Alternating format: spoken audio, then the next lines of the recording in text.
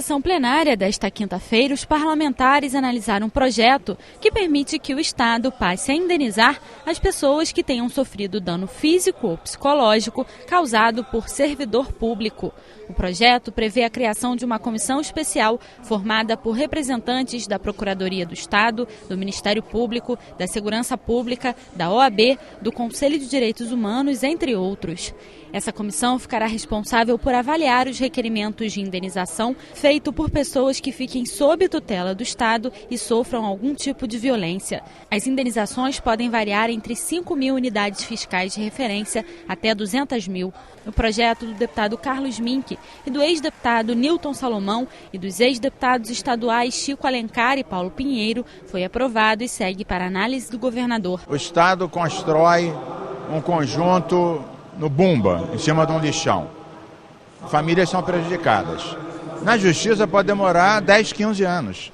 Se o Estado julga que sim, ouvindo a Procuradoria, ele pode fazer uma indenização parcial extrajudicial para socorrer. Se daqui a 10 anos a justiça disser que deve pagar mais do que isso, complementa. Então, na verdade, nós estamos permitindo antecipar uma correção de injustiça quando o Estado quer fazer isso e a Procuradoria diz que sim. Também foram discutidas as 68 emendas apresentadas à mensagem do governo, que altera a lei do sistema de bilhetagem eletrônica nos transportes públicos. O objetivo é implantar o controle da gratuidade e do benefício da tarifa fiscal reduzida através da biometria facial. O sistema de biometria facial, o sistema digital não funcionou em vários locais onde nós acompanhamos e o sistema facial nos dará mais garantia e não gerará embaraço ao usuário. Ninguém vai ser impedido de fazer a viagem com o bilhete único. Vai haver o sistema de bilhetagem junto com uma câmera e depois vai ser feita a comparação entre a fotografia do titular do cartão e a fotografia de quem passou no sistema. O sistema vai fazer isso automaticamente e as discrepâncias que forem encontradas serão analisadas por agentes e só suspenderemos o benefício após a devida comunicação ao usuário e a comprovação de que uma pessoa estava indevidamente usando o bilhete de outra. Os deputados incluíram emendas para garantir que as concessionárias sejam responsáveis pelo custo da implantação do sistema e que não repassem para a tarifa. Para evitar que o custo entre na planilha, aumentando o preço, o valor da tarifa.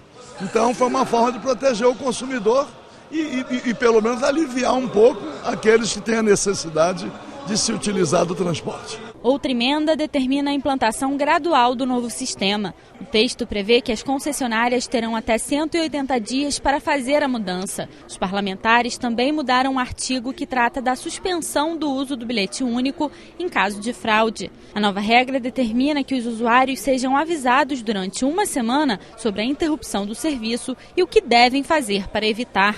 As pessoas com deficiência e idosos terão um prazo de 2 semanas para regularizar a situação. As pessoas com deficiência e aos idosos, eles passam a ter guichê separado, o dobro do tempo. E no caso, por exemplo, do idoso, ele não pode ser nunca impedido, porque a lei federal também já garante.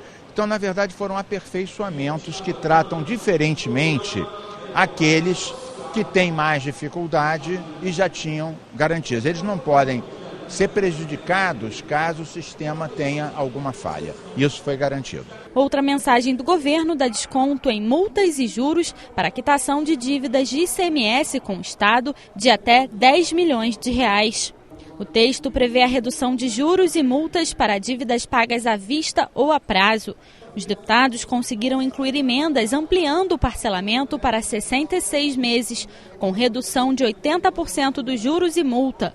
Quem optar por pagar à vista terá a redução de 100% de juros e multa. As duas fundamentais mudanças diz respeito primeiro ao parcelamento, que a proposta do governo foi de 36 meses e era um prazo de parcelamento, no nosso entendimento, muito pequeno para haver a devida adesão, e nós ampliamos esse prazo para 60 meses em parcelas sucessivas.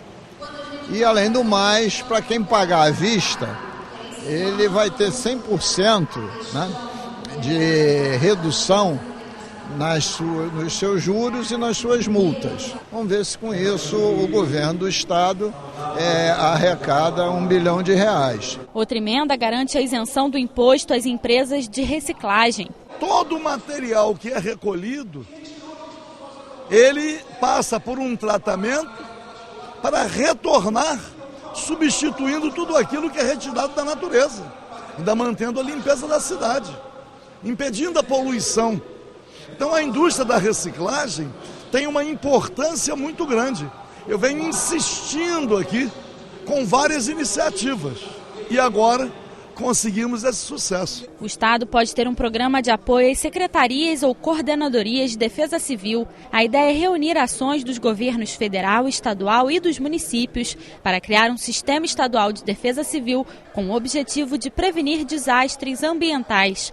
O projeto da deputada enfermeira Rejane foi aprovado e segue para a sanção do governador. A gente precisa trabalhar de forma preventiva recursos humanos, a própria estrutura, né, de relevo, de florestas, de morros. Isso precisa ser estudado com antecedência.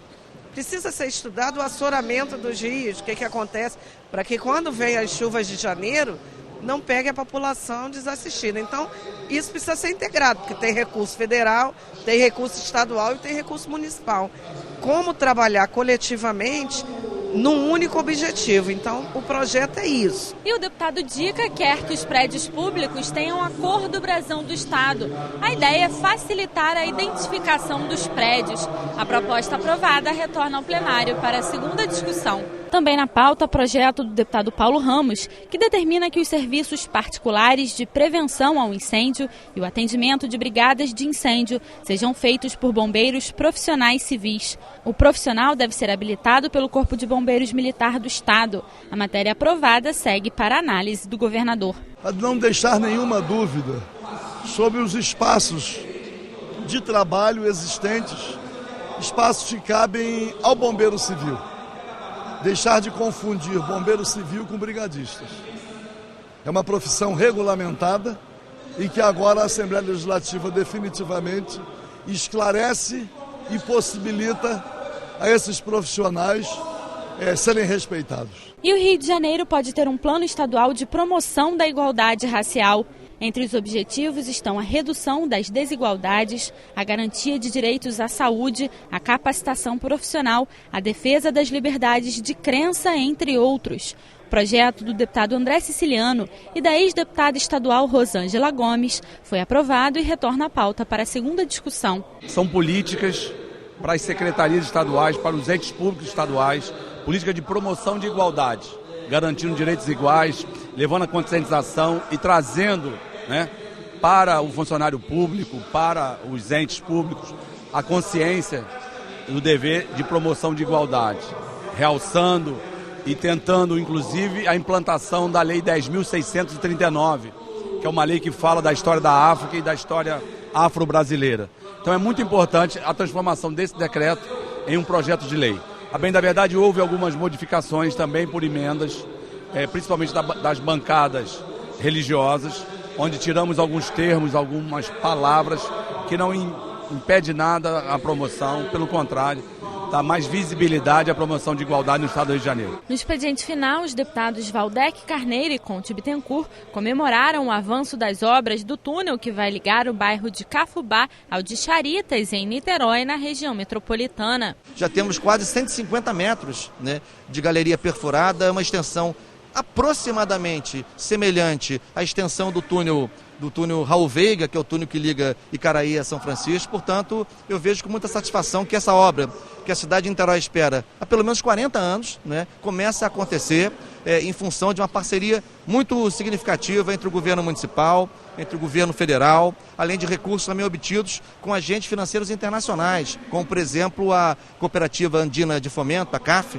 que vai disponibilizar recursos para todos os investimentos de natureza ambiental na região oceânica. Ela gera uma mobilidade maior a uma região que vem se desenvolvendo muito, que é a região oceânica da cidade, essa ligação direto ali com o transporte hidroviário de Charitas, que já aponta com uma possibilidade no futuro de ter ali também uma ligação social né, não só de catamarãs, não só os catamarãs, né, especiais que lá estão, com preço diferenciado, mas também com uma embarcação com preços populares, como aqui o centro da cidade. Então, acho que é uma obra bem-vinda, a cidade aguarda há 40 anos. Os deputados Anderson Nogueira e Dr. Sade Noel defenderam a derrubada do veto pelo Congresso Nacional, que garante o reajuste de servidores da Justiça Federal. Eles estão mobilizados, não recebem a reposição salarial reajuste há 9 anos e não podem ser as vítimas da crise econômica e política que o país passa. Nada mais gratificante do que o servidor trabalhar muito, mas receber bem.